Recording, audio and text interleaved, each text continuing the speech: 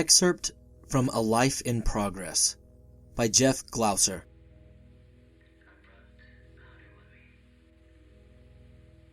So I get the call. I'm going back to school.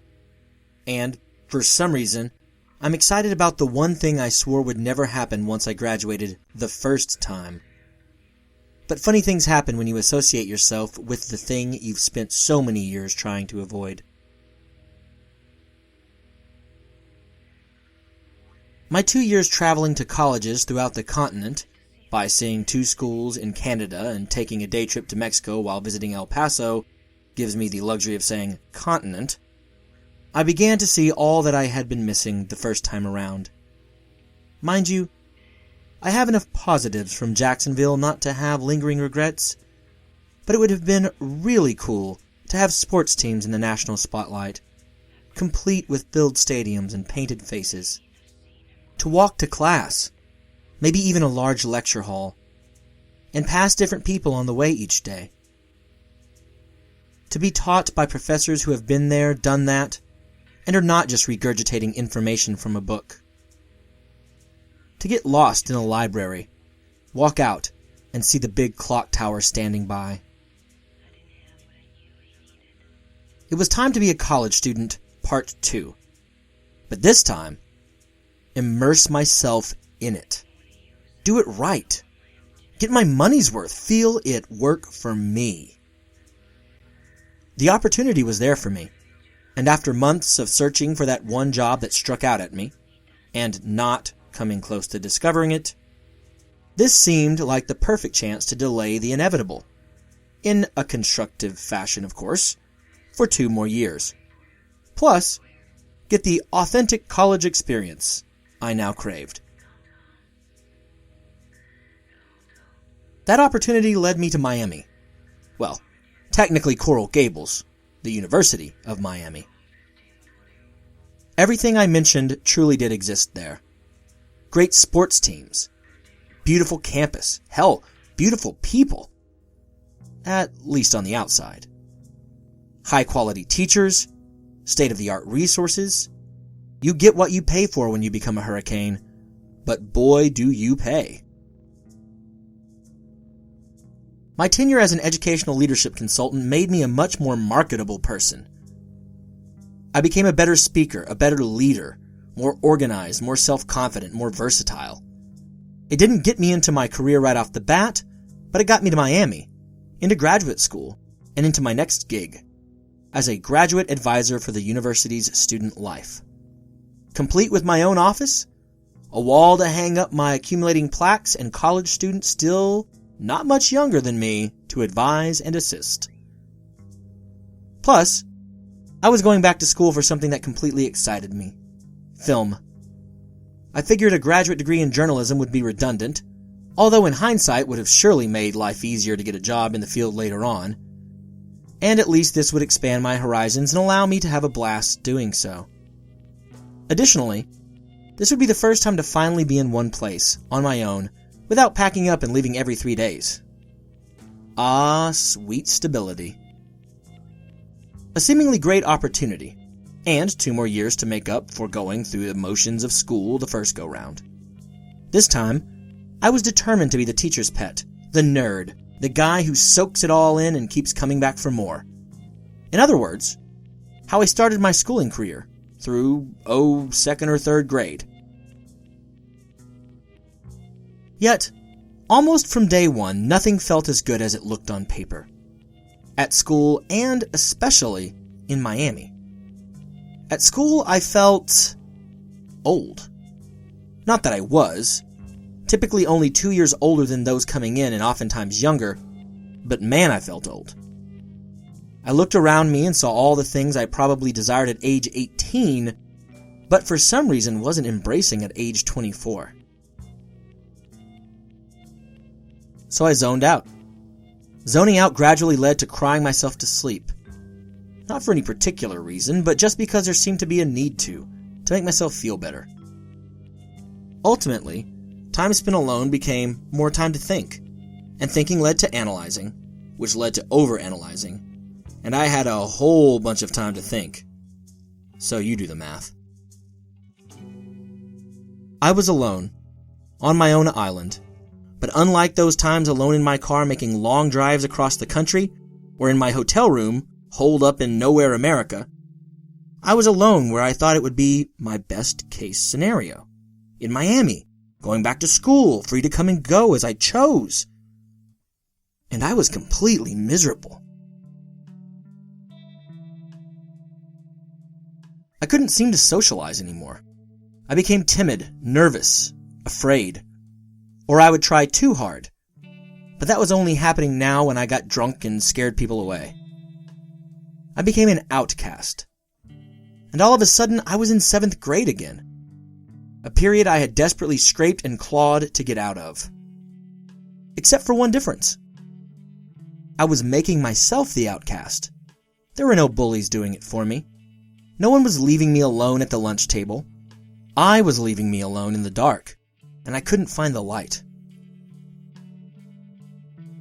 Suddenly, enjoying the new college experience didn't matter anymore. Neither did having my own office and authority, or Miami in the winter, or becoming that nerd. I was on my own island, stranded, with no one to feasibly consult with. Pretty soon, I'd feel like drowning instead. Factor this along with a certain September day less than 2 months into my latest transition, and the consensus in my mind was leaning toward hopelessness. Entry, September 11th, 2001. Fear. It has been the roadblock in my life that has left many things unaccomplished. The fear of being alone. The fear of expressing my true feelings to someone. The fear of rejection. The fear of the inevitable struggle before success. Most of these fears culminated into my latest sabbatical from submitting entries. I think I may have been ultimately afraid of facing my fears, which is what I would have to do in some capacity if I wrote them down. Lately, I believe I've made some efforts, although small, in combating them. But today my biggest fear resurfaced via the events that have taken place in the world, that I may not get the opportunities to completely overcome them. Today, a tragedy of unthinkable and horrific, which seems to be the word of the day, proportions has occurred. 4 planes were hijacked and sabotaged, 2 of which demolished the World Trade Center in New York, and 1 of which wrecked the Pentagon. Right now, I am numb. I cannot fathom any possible motive that could lead one to even consider this type of needless destruction. Yet, I feel guilty. I feel guilty for a couple reasons. Today, when I woke up, I knew right off the bat that it was going to be another bad day for me. I didn't get enough sleep. The swarm of insects were back again in the bathroom of my shitty place. I still felt sick from my lingering cold, and I am even losing confidence in my decision to pursue this direction. However, all these issues are so trivial and superficial in the grand scheme of things. I feel guilty because I feel selfish. Another factor of my selfishness is how my thoughts never seem to revert back to how I'm glad it wasn't me involved, or how it will change my own view of the world. I feel like I'm lacking empathy, and it disappoints me. Once again, it may be linked back to fear. Fear of getting emotionally involved. My emotional investments never seem to pan out. I struggle to determine what is really important. And when determined, I struggle most with accepting and acting upon the sacrifice necessary to lay claim on those important things.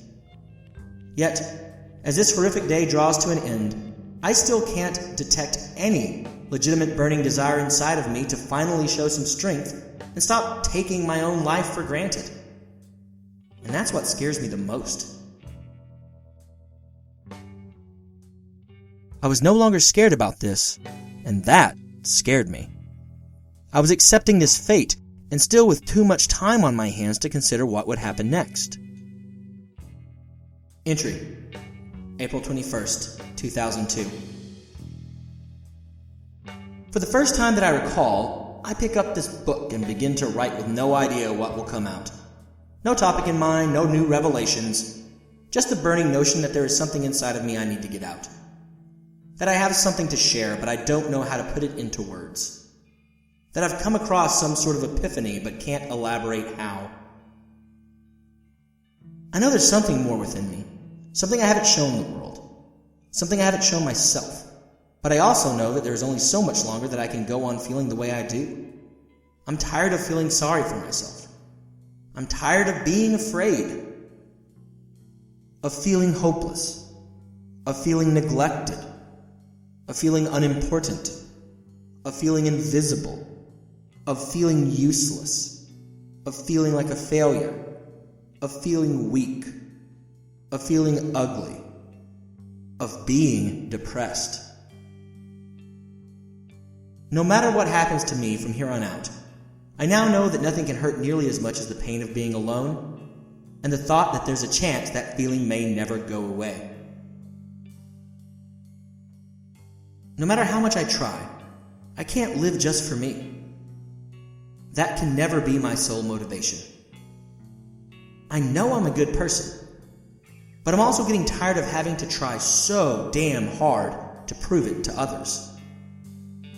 I'm running really low on energy. Really, really low.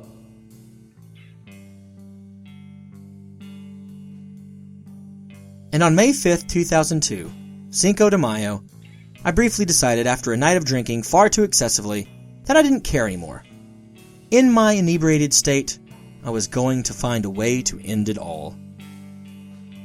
Luckily this time, getting completely and utterly tanked turned out to perhaps save my life.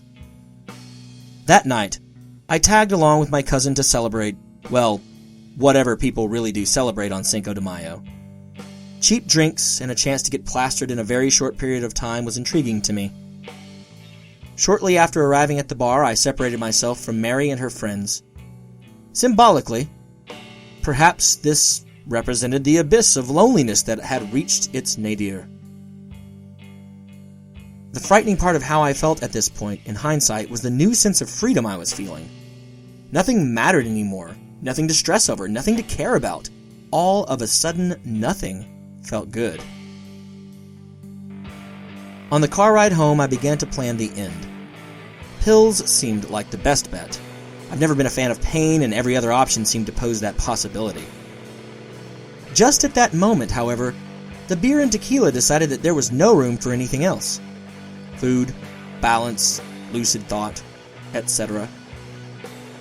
Offing myself in the midst of violent, interminable, dry heaving and the world spinning at 900 miles an hour didn't seem like the right way to go. The next day was hangover recovery, and a day or two after that, I took one last shot at redemption. I adopted a cat. Attempting to find a correlation between having a pet and extending my life, I named her Hope. Hope, and a night of drinking too much, just may have saved my life. The feline as well as the feeling. In fact, 10 years later, with the travels, trials, and tribulations we've both experienced, she could probably write a book of her own. These were my next 2 years.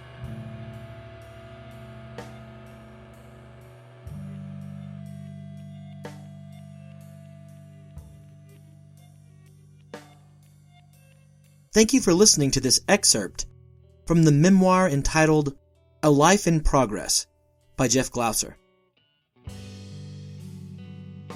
Jeff Glauser is a freelance writer, digital marketing, and public relations professional. Over the past 20 years, his works have been featured in dozens of publications around the world, including regular contributions to the Associated Press and Bleacher Report. Jeff has previously served as an adjunct professor of composition and creative writing. He currently lives in St. Augustine, Florida with his family. The track behind Mr. Glauser's excerpt this week was taken from the Free Music Archive. It is titled Untitled by Un Automne à l'Aube Nord. The track is being used under an Attribution 4.0 international license. A million thanks to Free Music Archive and the artist for sharing the music with the world. Next up, we have an incoming update from the halls of academia.